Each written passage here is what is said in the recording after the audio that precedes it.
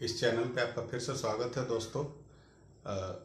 भारत के आधुनिक इतिहास से संबंधित कुछ वीडियो डाले गए हैं। उसमें हम लोगों ने देखा कि किस प्रकार से यूरोपियन देश भारत पहुंचती हैं व्यापार करने के लिए। उसमें से 6 अलग अलग देश की कंपनियां यहाँ पे व्यापार करने के लिए आती हैं। तो जिस समय वो कंपनियां यहाँ पे आती है तो वो जहांगीर के समय से मुख्य रूप से शुरू होता है और वो धीरे धीरे जहांगीर के बाद शाहजहाँ आते हैं, फिर औरंगजेब आते हैं। तो उस समय मुग़ल शासन काफ़ी मजबूत स्थिति में होता है। भारत की जो केंद्रीय शक्ति होती है वो मुग़लों की होती है और वो काफ़ी मजबूत होती है। तो जब तक औरंगजेब रहे तब तक अंग्रेज़ों की या फ्रांसीसियों की, पुर्तगालियों की ये हिम्मत नहीं हुई कि यहाँ की आंतरिक राजनीति में वो हिस्सा ले। परंतु जब औरंगजेब की मृत्यु होती है उसके बाद के जो शासक होते हैं उन्हें उत्तरवर्ती शासक भी कहा जाता है और वो काफ़ी निकम्मे होते हैं, कमज़ोर शासक होते हैं। और बाद में फिर मुग़ल साम्राज्य का एक विघटन भी शुरू होता है, अलग अलग राज्य स्वतंत्रता की घोषणा करते हैं और इसका फ़ायदा अंग्रेज लोग उठाते हैं, फ्रेंच लोग भी इसका फ़ायदा उठाते हैं। नतीजा क्या निकलता है कि अंततः भारत गुलाम हो जाता है। 1858 में जाकर मुग़ल साम्राज्य पूरी तरीके से ख़त्म हो जाता है। उनके शासन को ख़त्म घोषित कर दिया जाता है एक एक्ट के द्वारा और यहाँ वायसराय नियुक्त किए जाते हैं। तो जिस शासन की नींव 1526 में बाबर ने डाली थी वो जाकर 1858 में ख़त्म हो जाता है। तो हमारा उत्तरवर्ती मुग़ल शासकों के बारे में जानना जरूरी है, क्योंकि वो खास करके आधुनिक भारत के इतिहास के हिसाब से अगर देखेंगे तो उत्तरवर्ती मुग़ल काल के बारे में जानना काफ़ी ज़रूरी है। क्योंकि कौन ऐसी क्या परिस्थितियां थी, वो कैसे विकसित हुई जिसका फायदा उठाकर अंग्रेज यहाँ के शासक बन बैठे। तो उसे समझने के लिए उत्तरवर्ती मुग़ल शासकों के बारे में जानना जरूरी है। तो इसी को हम आज की वीडियो में जानेंगे। तो दोस्तों, औरंगजेब के समय में मुग़ल शासक अपने शिखर पे पहुंच चुका था, अर्थात औरंगजेब की जब मृत्यु हुई थी तो मुग़ल साम्राज्य अपने सबसे ज़्यादा क्षेत्र पर अधिकार कर चुका था। उसका विस्तार अफगानिस्तान से लेकर दक्षिण भारत तक में था। कुल 21 राज्य थे मुग़ल साम्राज्य के अंतर्गत, जिसमें उत्तर भारत और पाकिस्तान को मिलाकर 14 राज्य थे। दक्षिण भारत के 6 राज्य थे और एक राज्य अफगानिस्तान के अंतर्गत आता था। औरंगजेब की मृत्यु 3 मार्च 1707 को अहमदनगर में हुई थी। और उस समय मुग़ल साम्राज्य अपना सर्वश्रेष्ठ शिखर पे था। औरंगजेब की जब मृत्यु होती है उसके बाद उत्तराधिकार का एक युद्ध शुरू होता है। तो उत्तराधिकार का जो युद्ध होता है ये मुख्यतः इसकी नींव पहले ही से पड़ चुकी है। अर्थात कोई भी जब मुग़ल बादशाह मरते हैं तो अगले जो राजा बनते हैं, शासक बनते हैं, तो वो अपने भाइयों को मारकर ही बनते हैं। तो ये परंपरा शाहजहां से शुरुआत होती है उसकी। उसके बाद औरंगजेब भी यही करते हैं और उनके मृत्यु के बाद उनके पुत्रों के बीच में, उनके बेटों के बीच में भी यही उत्तराधिकार का युद्ध शुरू होता है। और उत्तराधिकार का जो युद्ध होता है यह मुग़ल शासन को कमज़ोर करने में बहुत बड़ी भूमिका निभाता है। और दूसरी जो बड़ी भूमिका थी वो थी ईरानी, तुरानी और हिंदुस्तानी, 3 गुट बने हुए थे मुग़ल साम्राज्य के अंतर्गत। ईरानी गुट अर्थात ईरान वाला या फारस का गुट जिसे कह ले, अरब वाला गुट कह ले, उनका एक अलग गुट था। तुरानी गुट इसके अंतर्गत मध्य एशिया के जो देश थे उन देशों से संबंधित लोगों के गुट होते थे। और तीसरा हिंदुस्तानी जो मुसलमान थे उनका गुट था। तो इन तीनों गुटों के बीच में भी एक राजनीति चलती थी। अब इसका नतीजा था कि मुग़ल शासन वो कमज़ोर पड़ता चला गया। तो औरंगजेब की मृत्यु के बाद उसके बेटों के बीच में उत्तराधिकार का युद्ध शुरू होता है औरंगजेब के 4 बेटे होते हैं, जिसमें 3 बेटों के बीच में उत्तराधिकार का युद्ध होता है। वो 3 बेटे होते हैं मोहम्मद आजम, मुअज्जम आजम और कामबख्श। सबके नाम में पहले मोहम्मद लगा हुआ है, मोहम्मद आजम, मोहम्मद मुअज्जम और मोहम्मद कामबख्श। तो इनके बीच में मुख्य रूप से 2 लड़ाइयाँ लड़ी जाती है। एक लड़ाई होती है जजाऊ का युद्ध, जो 1707 ईस्वी में लड़ा जाता है, और ये मुअज्जम और आजम के बीच में लड़ा जाता है। इसमें आजम मारा जाता है और साथ में उसका बेटा भी मारा जाता है। दूसरा युद्ध होता है मुअज्जम और कामबख्श के बीच में, ये बीजापुर का युद्ध भी कहा जाता है। ये दक्षिण भारत के क्षेत्र में लड़ा जाता है, बीजापुर दक्षिण भारत में ही पड़ता है। तो उस युद्ध में कामबख्श भी मारा जाता है और उसका बेटा भी मारा जाता है। तो 1707 में ही लाहौर में मोहम्मद मुअज्जम सम्राट घोषित किया जाता है। लाहौर में, लाहौर का एक पुल होता है, इसको मारने के बाद, अर्थात आजम को मारने के बाद लाहौर में ही एक पुल पर उसे सम्राट घोषित किया जाता है और बाद में वो दिल्ली में सिंहासन पर आकर बैठता है। तो मोहम्मद मुअज्जम बहादुर शाह प्रथम के नाम से सत्ता संभालता है, गद्दी पर बैठता है। उसका एक और नाम होता है शाह आलम प्रथम। और एक इतिहासकार हैं जिनका नाम है खबरी खान। खबरी खान ने इनको साहिब खबर की उपाधि दी है, साहिब खबर भी कहा जाता है।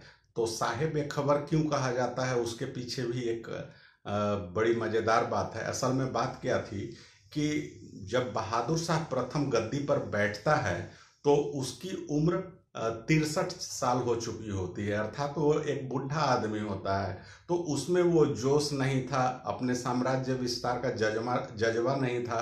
वो लड़ाइयों से दूर भागता है, किसी से लड़ना नहीं चाहता है, युद्ध नहीं लड़ना चाहता है।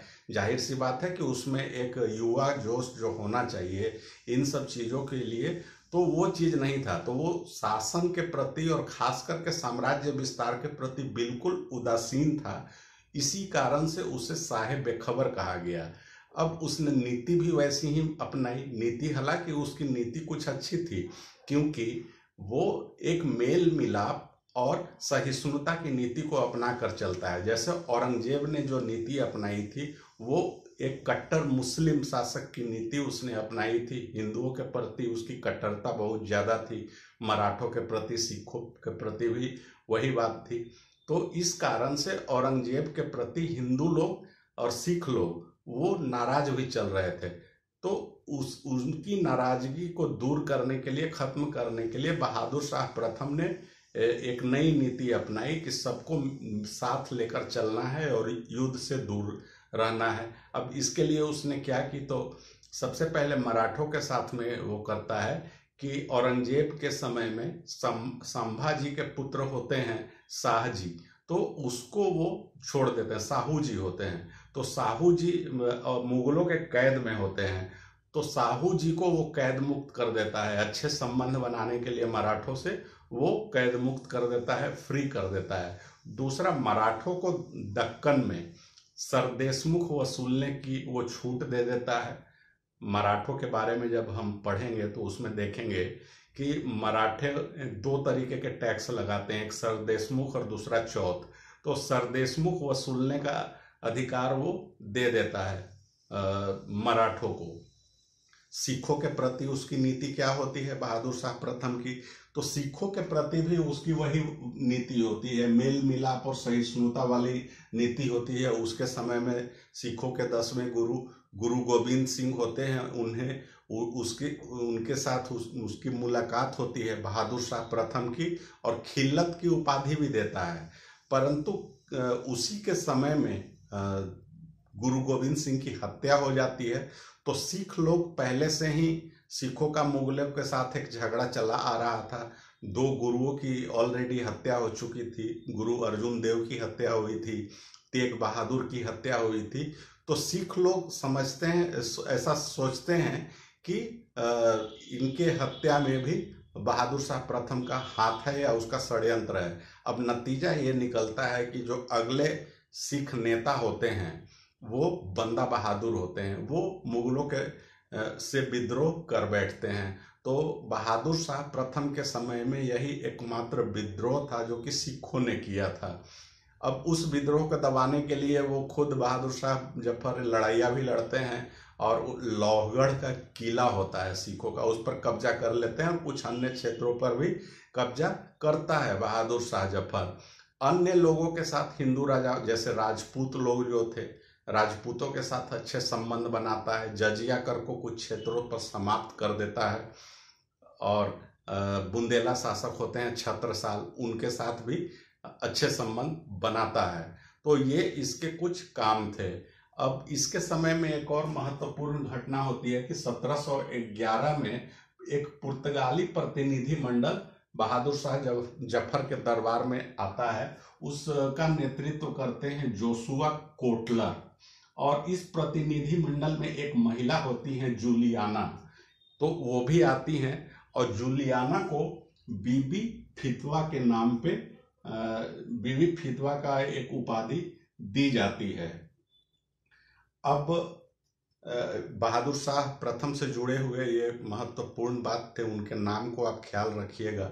बहादुर शाह प्रथम, शाह आलम प्रथम, उसके बाद मोहम्मद मुअज्जम साहेब खबर, ये थी। अब उसकी मृत्यु होती है तो उसके बारे में एक और इतिहासकार है, उनकी टिप्पणी होती है। वो अंग्रेज इतिहासकार है सर सिडनी ओवन। उन्होंने कहा कि मुगल बादशाहों में, अर्थात उत्तरवर्ती मुगल बादशाहों में, ये अंतिम मुगल बादशाह था जिसके बारे में कुछ अच्छे शब्द कहे जा सकते हैं। तो पूरे मुगल इतिहास को जानने के बाद वो ऐसी टिप्पणी करते हैं। तो अब बात में देखेंगे कि जो भी राजा आते हैं वो एक से एक निकम्मे, और उनके कारनामे और करतूत एक से एक निम्नता के स्तर को छूता है। वो हम आगे के शासकों के संबंध में जब जानेंगे तब पता चलेगा। तो ये बात है। अब एक और जो महत्वपूर्ण बात है कि जब बहादुर शाह प्रथम की मृत्यु होती है 1712 में, अर्थात वो 5 साल राज करते हैं और 1712 में उनकी मृत्यु हो जाती है। उनकी मृत्यु के बाद उनके बेटों में भी, अर्थात उनके पुत्रों के बीच में भी उत्तराधिकार का युद्ध होता है। तो बहादुर शाह प्रथम जैसे 2 भाइयों को मारकर गद्दी पर बैठते हैं, वैसे ही उनके बेटे भी 3 भाइयों को मार के गद्दी पर बैठते हैं, और वो बेटा होता है जहादर शाह। 1712 ईस्वी में वो गद्दी पर बैठते हैं और 1 साल के लिए ही गद्दी पर वो रह पाते हैं, अर्थात 1713 में उनकी भी हत्या कर दी जाती है। अब इनको जो जहादर शाह जो गद्दी पर बैठा था, तो इसको बैठाने में इसके तरफ से प्रमुख भूमिका निभाई थी जुल्फिकार खान ने। जुल्फिकार खान एक अमीर था और वो उसकी तरफ से मुख्य भूमिका, अर्थात वो मुख्य रूप से युद्ध और लड़ाइयाँ लड़ता है, उत्तराधिकार का युद्ध, और वो विजयी होता है। तो जाहिर सी बात है कि जब जहादर शाह उनकी सहायता से राजा बनेगा तो वो उनको बड़ा पद देगा। तो वो वजीर का पद देता है जुल्फिकार खान को, और खुद जो है जहादर शाह वो दूसरी ही चीज़ों में वो लग जाता है। इसे लंपट मूर्ख भी कहा जाता है। वो लंपट मूर्ख क्यों कहा जाता है? तो 2-3 कारण थे उसके। वो राजकाज से बिल्कुल दूर ही रहता था और शराब, नृत्य, संगीत, इन्हीं सब चीज़ों में वो अपनी उसकी दिनचर्या गुजरती थी। एक लाल कुंवर थी, लाल कुंवर नाम की बेश्या थी, इससे वो प्यार करता था, तो उसी के साथ वो अधिकतर समय गुजारता था। अब राजकाज में क्या था कि लाल कुंवर के प्यार में वो पड़ा हुआ था, तो लाल कुंवर अपने लोगों को, उसके जो नज़दीकी लोग थे, उन लोगों को मुगल शासन में बड़े बड़े पद दिलवाती है और उन पदों पे वो बैठवाती है, और ये बिल्कुल इन सब चीज़ों से बेफिक्र रहता है और शराब इन्हीं सब चीज़ों में जो है सो डूबा हुआ रहता है। इसीलिए इसे लंपट मूर्ख कहा गया है। अब जुल्फिकार खान संभालने की कोशिश करता है, वो चीज़ों को वो संभालता है। इसके लिए उसका अपना एक सहयोगी होता है, या मित्र कह लें, या बहुत लोग इसे चापलूस भी कहते हैं। सुभाष चंद्र नाम का एक व्यक्ति होता है, तो प्रशासन का मुख्य जिम्मा जो है सो सुभाष चंद्र को वो सौंप देता है, क्योंकि राजा तो दूसरे उससे तो राजकाज से ज्यादा कुछ मतलब था नहीं, और राज्य की वित्तीय स्थिति अर्थात मुगल शासन की वित्तीय स्थिति को खुद वो संभालने की, नियंत्रित करने की कोशिश करता है। इसी क्रम में वो एक प्रथा लेके आता है जिसे इजारा व्यवस्था कहते हैं। इस व्यवस्था में भू राजस्व की जो वसूली होती है वो काम ठेके पर दे दिया जाता है। इसी प्रथा को इजारा व्यवस्था कहते हैं। जैसे आज के समय में अधिकतर काम जो सरकारी होते हैं, रोड बनाने का काम, रेलवे का काम, या बहुत जगह आप देखते होंगे कि टोल की जो वसूली होती है, टोल नाका जो लगे होते हैं रोड पर, तो वो भी ठेके पे दिया जाता है, टैक्स वसूली का काम। तो यही व्यवस्था उसने भू राजस्व वसूली करने के लिए ठेकेदारी प्रथा की व्यवस्था की शुरुआत की थी। इसी को इजारा व्यवस्था कहा जाता है। अब जहांगीर शाह के संबंध में एक और है कि सारे राजकाज के काम जब जुल्फिकार खान संभालता है तो उसको एक संदेह भी होता है, आशंका भी होती है जुल्फिकार के प्रति कि सारे चीजों पर उसका, वो जब चला रहा है तो हर चीज पे नियंत्रण उसका है, तो वो उसे गद्दी से हटा भी सकता है। तो इसके लिए क्या करता है जहांगीर शाह कि कुछ वो अपने दोस्त बनाता है बाहर के लोगों के साथ में। तो वो दोस्त कौन होते हैं? तो मुख्यतः राजपूत शासक होते हैं। उसमें से दो प्रमुख राजपूत शासक होते हैं। एक हैं जय सिंह जो आमेर के राजा होते हैं, इनको वो मिर्जा की उपाधि देता है और साथ में मालवा का सूबेदार नियुक्त करता है। दूसरे जोधपुर के राजा होते हैं अजीत सिंह, उसको वो महाराज की उपाधि देता है जहांगीर शाह और उसे गुजरात का गवर्नर बना देता है, और अधिकतर समय या जो है सो इन्हीं लोगों के साथ में वो बिताता है। अर्थात उसे लगता है कि इन लोगों को मैंने मित्र बना लिया तो जरूरत पड़ेगी तब वो उसकी सहायता करेंगे, तो इसके लिए वो ऐसा करता है। मराठों के साथ में इसने क्या किया, नीति किस तरीके से अपनाई, तो अब चौथ और सरदेशमुख, पहले जो सरदेशमुख वसूली करने का अधिकार दिया था बाजीराव प्रथम ने दक्कन में, अब ये क्या करता है कि चौथ और सरदेशमुख दोनों वसूल करने के लिए वो मराठों को फ्री कर देता है। लेकिन इसमें एक शर्त लगाता है कि जो ये टैक्स वसूले जाएंगे वो मुगल अधिकारियों के द्वारा किए जाएंगे और मराठों को वो वसूली करके वो दे देंगे, अर्थात मुगल अधिकारी वसूल करेंगे और मराठों को वो दे देंगे। तो ये थी जहांगीर शाह से संबंधित कुछ महत्वपूर्ण फैक्ट। अब इसका क्या होता है, अंतिम जब ये होता है 1713 में ही इसकी हत्या कर दी जाती है, और वो हत्या की जाती है सैयद बंधुओं के द्वारा। तो सैयद बंधु कौन होते हैं? तो ये दो भाई होते हैं जिनका नाम है अब्दुल्ला खान और हुसैन अली खान। तो ये दो भाई होते हैं जिन्हें सैयद बंधु के नाम से जाना जाता है, और इतिहास में ये महत्वपूर्ण है, फेमस है किंग मेकर के नाम से, अर्थात राजा बनाने वाले ये लोग होते हैं, निर्माता कहते हैं। तो इनकी एंट्री इस समय में हो रही है। वो एंट्री कैसे होती है? तो जहदार सिंह का भतीजा होता है फर्रुखसियर, अर्थात भाई का बेटा। तो फर्रुखसियर गद्दी पे मुगल शासन के गद्दी पर अपना अधिकार जताता है, और इसी संबंध में वो सहायता लेता है सैयद बंधुओं की, और सैयद बंधु इसकी हत्या करवा देते हैं जहांगीर शाह की। तो हत्या करने के बाद फर्रुखसियर गद्दी पे बैठता है। अब सैयद बंधु जो है सो एक और भी काम करता है कि जुल्फिकार खान, शासन का मुख्य काम तो वो जुल्फिकार ही देख रहा था, जहांगीर शाह तो कुछ करता नहीं था, वो तो ऐस मौज में ही लगा रहता था।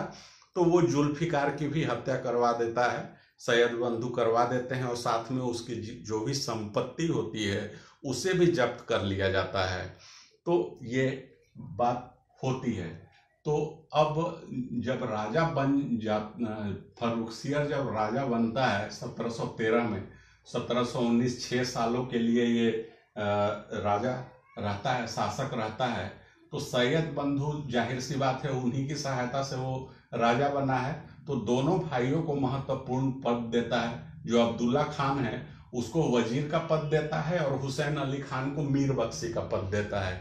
मीर बख्शी मतलब वित्त मंत्री, फाइनेंस मिनिस्टर, और वजीर मतलब प्रधानमंत्री। तो सारे अधिकार इन्हीं को वो सौंप देता है।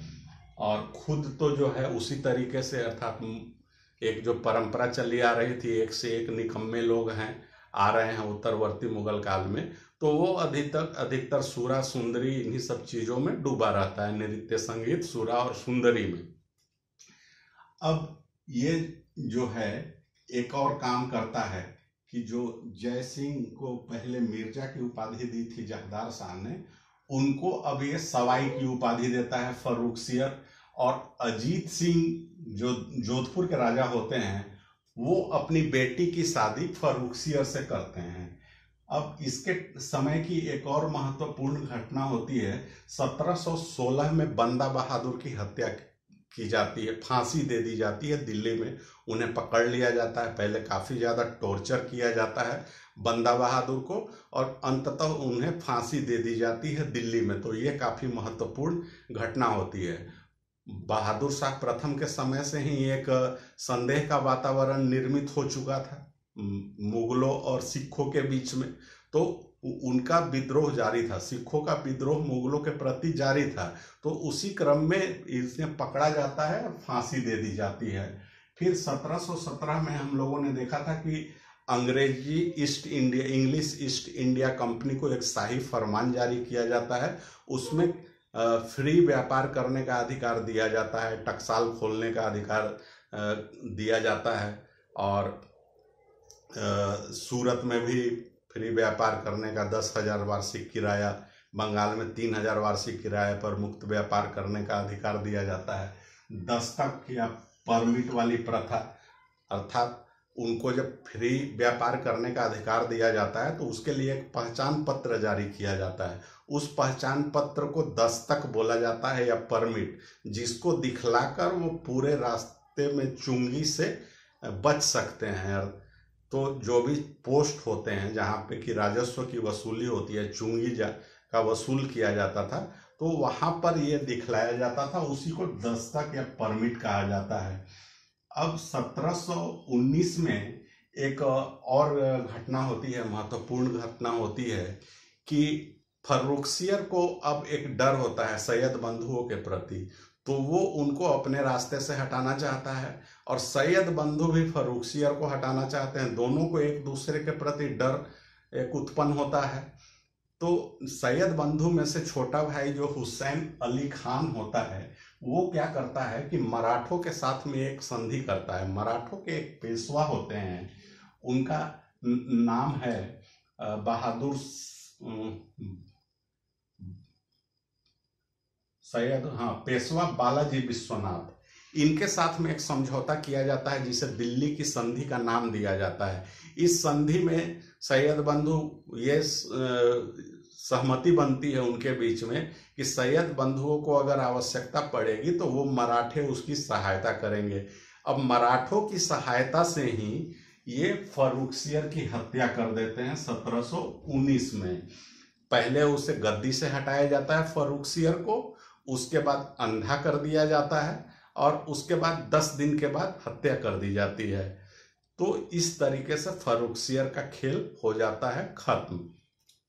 अब यहाँ पे एक है कि घृणित कायर कहा जाता है फर्रुखसियर को, ये काफी जगह पूछा गया है, इसे आप याद रख सकते हैं। अच्छा, इसकी जो हत्या की जाती है तो अपने सिपह सालार के द्वारा जो हत्या की गई है, ये मुगलों के इतिहास में यह पहला ऐसा मौका था कि जब किसी अपने ही सिपह सालार के द्वारा राजा की या बादशाह की हत्या की जा रही है। अब सैयद बंधु क्या करते हैं, पहला राजा तो फर्रुखसियर को बनाया था, दूसरे जो शासक बनते हैं और वो भी सैयद बंधु बनाते हैं, वो कौन है, रफीद उद दौला। ये सिर्फ 3 महीना और 2 दिन के लिए राजा बनते हैं। 28 फरवरी 1719 में बनते हैं और 4 जून 1719 को इनकी मृत्यु हो जाती है। तो मुगल जितने भी शासक हुए हैं उसमें सबसे कम समय के लिए जो राजा या बादशाह या सुल्तान जो बनते हैं वो यही है, रफीक उद दौला। सिर्फ 3 महीना और 5 दिन के लिए टीबी से इनकी मृत्यु हो जाती है। इसकी मृत्यु होने के बाद फिर से सैयद बंधु अगले राजा के चुनाव करते हैं, वो होते हैं रफीउद दरजात। 6 जून को राजा बनते हैं और 17 सितंबर 1719 को इनकी भी मृत्यु हो जाती है। ये दूसरा सबसे कम कार्यकाल वाले राजा होते हैं, सिर्फ 3 महीना और 12 दिन। ये 3 महीना 5 दिन के लिए और ये 3 महीना 12 दिन के लिए। इसकी मृत्यु हैजा से हो जाती है। तो देखिए किस तरीके का मुगल शासन जो है किस तरीके से विघटित हो रहा है, कैसे निकम्मे लोग आ रहे हैं, और किस्मत भी किस तरीके से खेल खेल रहा है कि 2 राजा बने और 2 अलग अलग बीमारी से उनकी मृत्यु हो गई। अब जो है सो एक और राजा बनाता है ये लोग, सैयद बंधु, इसीलिए इनको निरिप निर्माता या किंग मेकर कहा जाता है। वो मोहम्मद शाह को बनाया जाता है। 1719 में ही ये भी बनते हैं और 1748 तक ये मोहम्मद शाह राजा रहता है। इसका एक्चुअल जो नाम होता है रोशन अख्तर होता है। अब यहाँ पे आप देखिए ध्यान से, तो कई प्रश्न बन सकते हैं। इनका क्रम पूछा जा सकता है कि क्या क्रम है। अब आप ध्यान से देखिए तो 1719 में 4 राजा बने हैं। शुरू के 2 महीनों में फर्रुखसियत, उसके बाद फिर रफीउद्दौला 3 महीने के लिए, 3 महीना 5 दिन, फिर से 3 महीना के लिए रफीउद्दरजात और फिर 4 महीना के लिए मोहम्मद शाह। तो 1719 में मुगलों में 4 शासक बने, 4 राजा हुए। तो ये भी एक प्रश्न बनता है। तो इनका क्रम और 1719 का जो महत्व है ये पूछा जा सकता है। और साथ में इनका सैयद बंधु कौन थे इनके बारे में भी पूछा जा सकता है। कितने लोगों को इसने किंग मेकर बनाया, किन के समय में इनकी एंट्री हुई। तो एंट्री तो जहांगीर शाह के समय में ही हुई, उन्हीं की हत्या वो करता है। और उस तरीके से फर्रुखसियत पहला राजा होता है जो कि सैयद बंधु बनवाते हैं, और मोहम्मद शाह अंतिम राजा होते हैं जिसको कि सैयद बंधु बनवाते हैं। जब मोहम्मद शाह जब राजा बनते हैं, सुल्तान बनते हैं, तो उनको डर होता है सैयद बंधुओं के प्रति, क्योंकि उनका वो हिस्ट्री देख चुके हैं कि 2 राजाओं को वो मरवा चुका है और बाकी के 2 तो बीमारी से मर गए। तो मोहम्मद शाह को ऐसा लगता है कि वो उसकी भी हत्या करवा सकता है। अब इसका नतीजा ये होता है कि मोहम्मद शाह उन्हीं को रास्ते से हटाने की वो फिराक में लग जाता है और उनकी हत्या भी करवा देता है। तो ये भी महत्वपूर्ण प्रश्न बनता है कि सैयद बंधुओं का अंत किसके समय में हुआ। तो वो मोहम्मद शाह के प्रथम में हुआ उसका अंत। अब मोहम्मद शाह से संबंधित एक और जो महत्वपूर्ण है कि इसे रंगीला बादशाह कहा जाता है।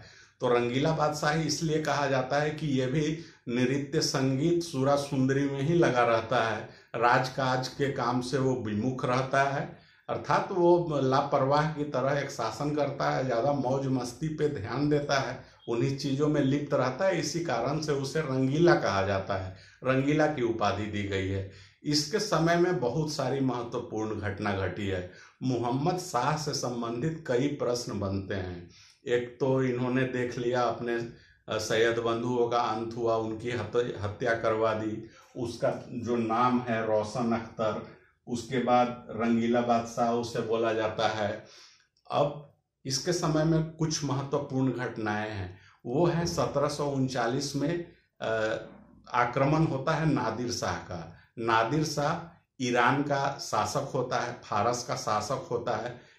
वो एक चरवाहा होता है, गडेरिया होता है, और वहाँ से वो एक राजा बन बैठता है ईरान का।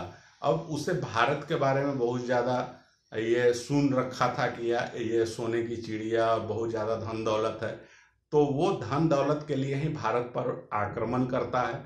तो नादिर शाह का आक्रमण भी मोहम्मद शाह के समय होता है। और साथ में जो तख्ते ताऊस या मयूर सिंहासन जिसका निर्माण शाहजहां ने करवाया था, तो नादिर शाह उसको लेकर चला जाता है, अपने साथ में लूट कर चला जाता है। यहाँ से जो कोहिनूर हीरा है, जड़ित जो मयूर सिंहासन में जड़ा हुआ होता है, उस कोहिनूर हीरे के साथ हीरो को भी अपने साथ में लेकर जाता है। तो यहाँ पे ये प्रश्न बनता है कि नादिर शाह का आक्रमण कब हुआ था, किसके समय में हुआ था, मयूर सिंहासन का आखिरी शासक कौन है। तो मयूर सिंहासन का आखिरी शासक, उस पर बैठने वाला कौन है, मोहम्मद शाह है, क्योंकि वो लेकर चला गया, तो अब तो बैठने के लिए वो कुर्सी रही ही नहीं, तो ये अंतिम शासक हुआ। अब कुछ और महत्वपूर्ण घटना होती है इसके समय में, मोहम्मद शाह के समय में, कि अब यहाँ से मुगल साम्राज्य का विघटन होता है। इसके अंतर्गत जो अलग अलग राज्य होते हैं वो अपने को स्वतंत्र घोषित करने लगते हैं। वो राज्य मुख्य रूप से 4 होते हैं, जैसे बंगाल, अवध, कर्नाटक और निजाम अर्थात हैदराबाद। तो ये 4 राज्य अपने को स्वतंत्र कर लेते हैं, तो वो सिकुड़ना शुरू हो जाता है, क्योंकि बंगाल बहुत बड़ा क्षेत्र था। बंगाल जब यहाँ कहा जा रहा है तो उस समय का बंगाल, जिसमें बिहार, बंगाल, उड़ीसा तीनों आते थे, साथ में बांग्लादेश और सिक्किम का भी क्षेत्र आता था। अवध का क्षेत्र मतलब मुख्य रूप से यूपी वाला क्षेत्र, तो वो भी निकल गया। अब जो है सो दक्षिण का क्षेत्र में कर्नाटक और निजाम, ये क्षेत्र भी निकल गए।